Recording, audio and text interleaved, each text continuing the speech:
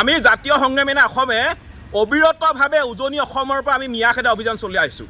আমাৰ স্পষ্ট কথা, হাজাৰ ধুমুহা আহিলেও, হাজাৰ শক্তি প্ৰয়োগ কৰিলেও এটাও মিয়া কোনো কাৰণতে উজনি অসমত থাকিব নোৱাৰিব। এইখন অসম কেৱল মাত্ৰ আমাৰ অসমীয়াৰ, ইয়াত মিয়াৰ কোনো স্থান নাই।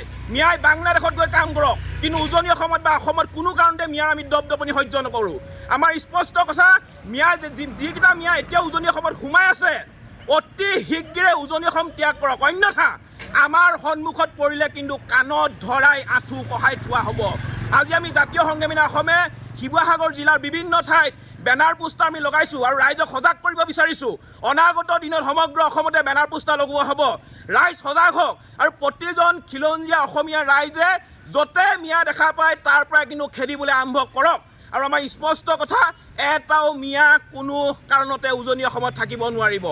এইখন অসম হৈছে স্বৰ্গদেউ চাওলুং চুকাফাই গঢ়ি থৈ যোৱা অসম, মহাপুৰুষ শ্ৰীমন্ত শংকৰদেৱ গুৰুজনাই গঢ়ি থৈ যোৱা অসম, মহাপুৰুষ শ্ৰীমন্ত মাধৱদেৱে গঢ়ি থৈ যোৱা এইখন বৰ অসমৰ ভেটিত কোনো কাৰণতে মিয়াৰ এটাও মিয়াৰ দপদপনি আমি সহ্য নকৰোঁ। আৰু কংগ্ৰেছে মিয়াক লগত লৈ যিখন নতুনকৈ বৰ অসম কৰাৰ সপোন দেখিছে, কংগ্ৰেছে অসমক মিয়ালেণ্ড বনোৱাৰ যিটো সপোন দেখিছে, এই সপোন কেতিয়াও কোনো কাৰণতে আমি দিঠকত পৰিণত কৰিবলৈ নিদিওঁ।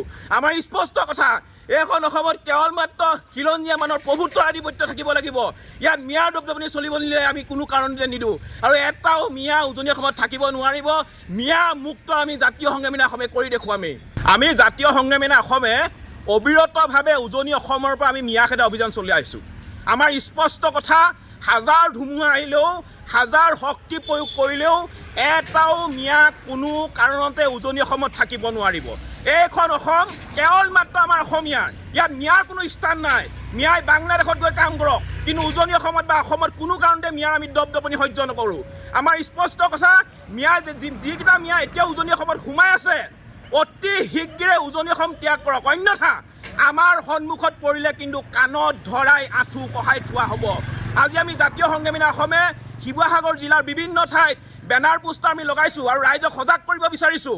অনাগত দিনত সমগ্ৰ অসমতে বেনাৰ পোষ্টাৰ লগোৱা হ'ব। ৰাইজ সজাগ হওক আৰু প্ৰতিজন খিলঞ্জীয়া অসমীয়া ৰাইজে য'তে মিয়া দেখা পায় তাৰ পৰা কিন্তু খেদিবলৈ আৰম্ভ কৰক। আৰু আমাৰ স্পষ্ট কথা, এটাও মিয়া কোনো কাৰণতে উজনি অসমত থাকিব নোৱাৰিব।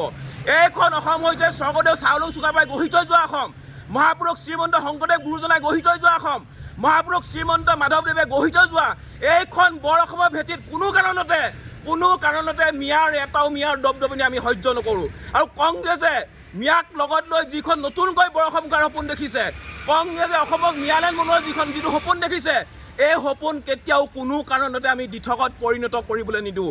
আমাৰ স্পষ্ট কথা, এইখন অসমত কেৱল মাত্ৰ খিলঞ্জীয়া মানুহৰ প্ৰভুত্বৰ আধিপত্য থাকিব লাগিব।